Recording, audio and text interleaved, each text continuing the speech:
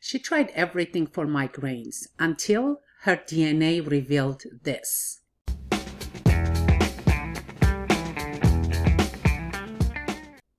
I had a client who came to me for migraine and bloating issues that started since she was 6 years old.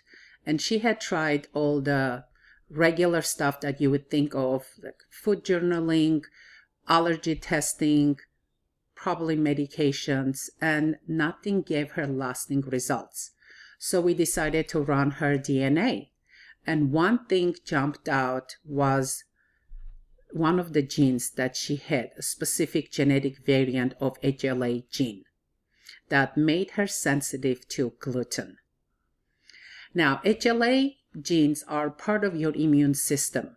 And if you have the specific variant, the high-risk variant, for example, the DQ2.5 or DQ8, that will make you more sensitive to gluten. Now, I want to be clear that it doesn't mean that you have celiac disease, but it does make you more sensitive to gluten. It's called non-celiac gluten sensitivity. Now, if you do find out that you have the HLA high-risk genetic variants, then further testing is required, blood testing.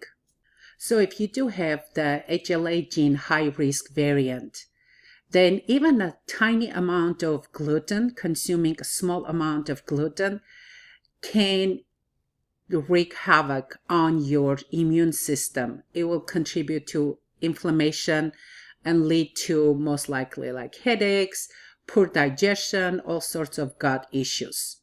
So in my client's case, she completely cut out gluten.